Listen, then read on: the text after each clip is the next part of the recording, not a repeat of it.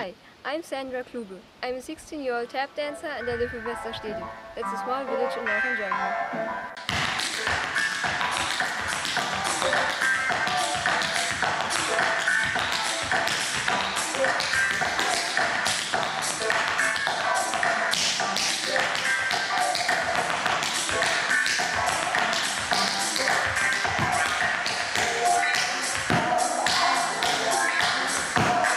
I'm tap dancing since the age of 10.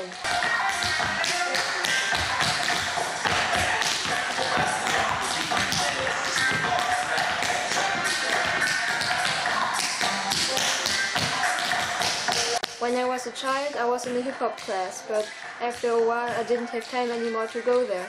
But I still wanted to do something that moves me, like sports or dance.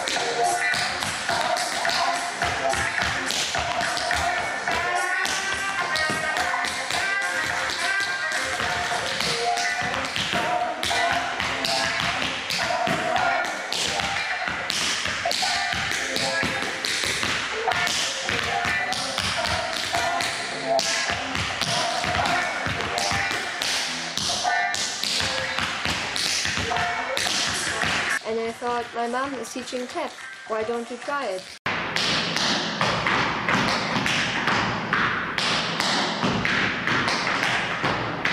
So my first tap dance steps were in our kitchen. At the beginning I admired the classic dancers like Fred Astaire and Gene Kelly, and I liked to see their movies. But after a while I got to know the modern hitting style of Sandra Kluge, and from then on he was my idol.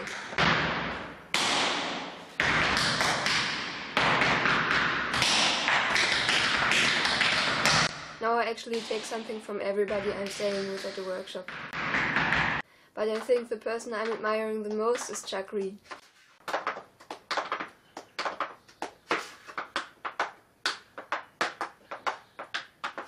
The style is so fascinating.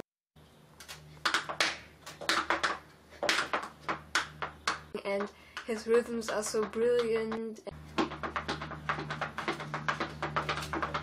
And his sounds are so clean, and I think he's my biggest idol.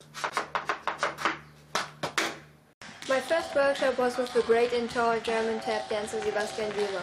And this workshop was kind of a key moment for me because there were so many tap dancers and they all thought the same way as myself because they were tap dancing.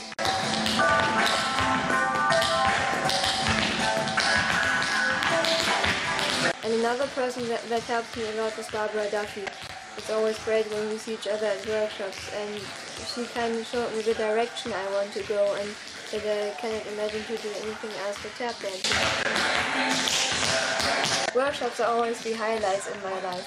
I already took workshops with Barbara Duffy, Sebastian Weber, Thomas Marek, Brenda Bufalino, Michelle Dorrance, Travis Knights, Liam Alonso, Josh Hilberman, Savion Glover.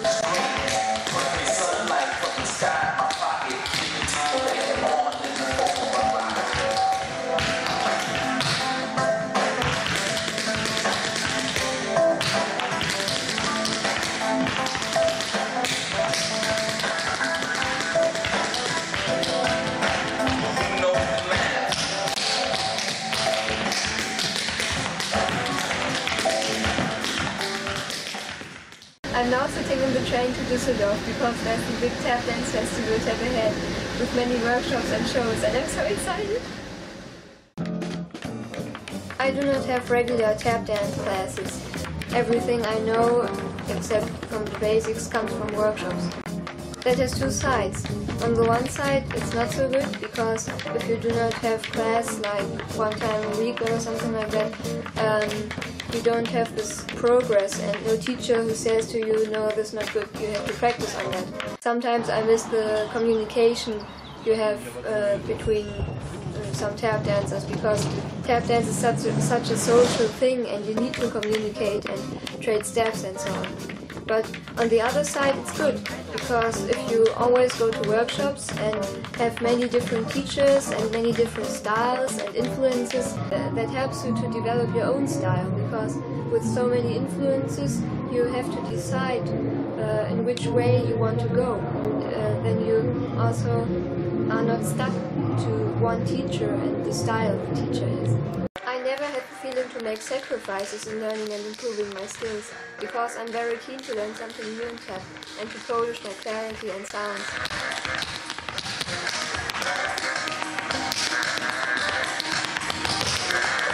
It's like I always have some challenges I can work on. And it's so cool that you can exercise something new every single day.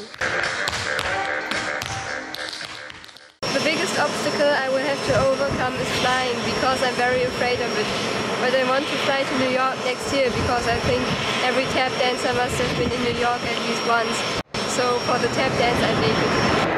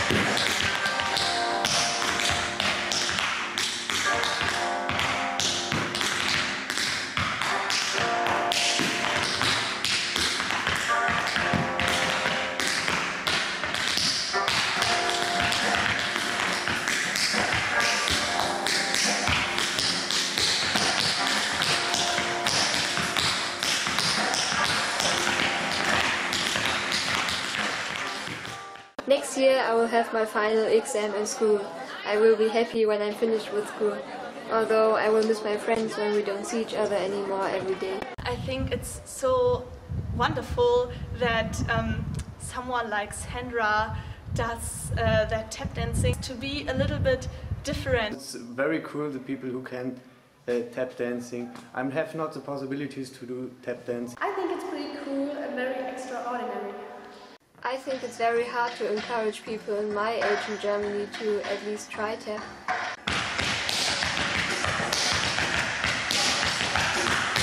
Because I wanted to make a workshop and 4 times nobody came.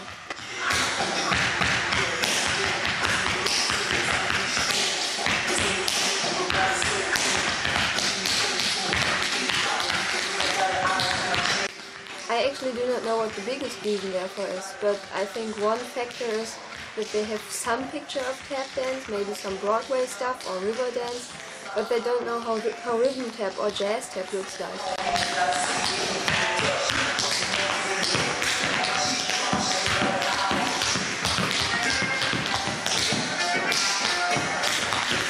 And I think you have to put tap dance nearer into their world, that they have more awareness what tap dance looks like and more awareness that tap dance is here and not dead or something like that.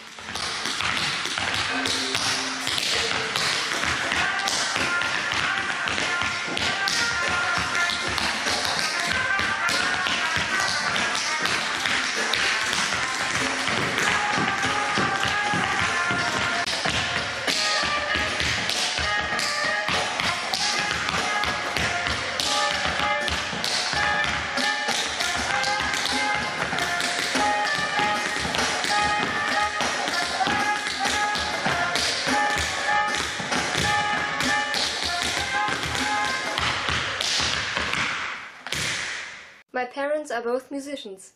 My mom plays the violin, the viola and the clarinet, and my dad plays the clarinet and the saxophone. So I grew up with the everyday life of artists. We always had music in our house. It's a big advantage because my parents can understand that I love tap dancing and that I want to do it professionally. But they also often remind me of the disadvantages you have to deal with as an artist, like financial uncertainty, irregular working hours and the high pressure that is put on you through competition. I'm tap dancing nearly everywhere. It's like a reflex and something I can't stop.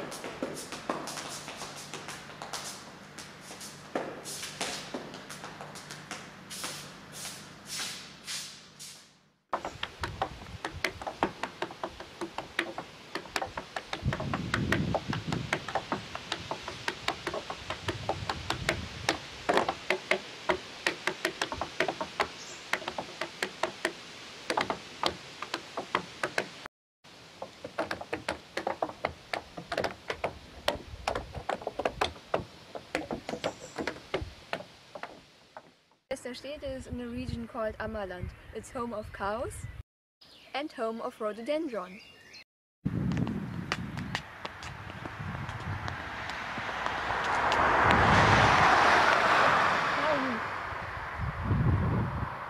We have a lot of nature here.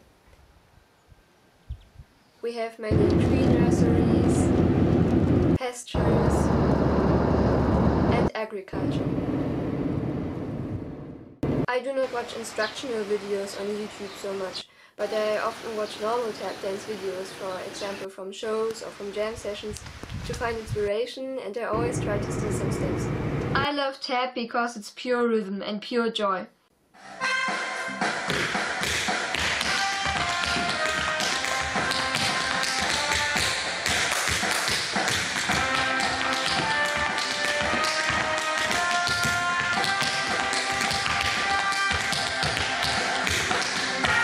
You make the music visible while you're dancing, and you are a musician and a dancer at the same time.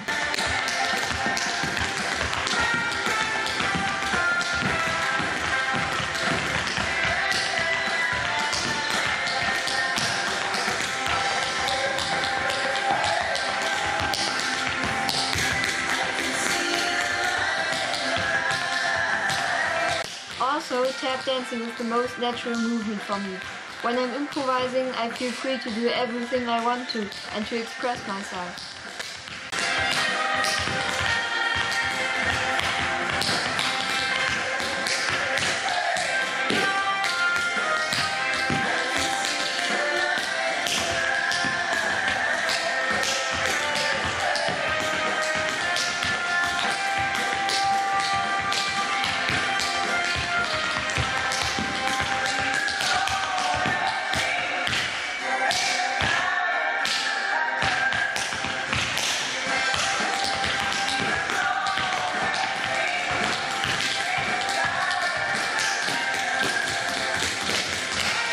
Another thing is that I love the whole tap community.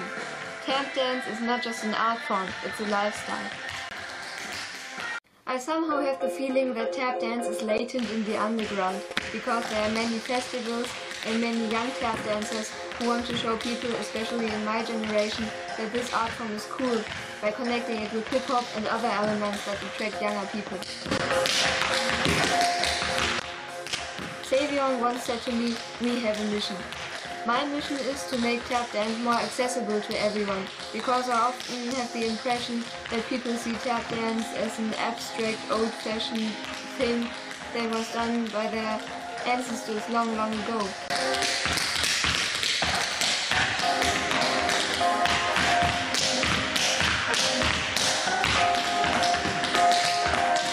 I think you have to push people out of their comfort zone and to really grab their attention so that they think, wow, this is cool, I want to do that too.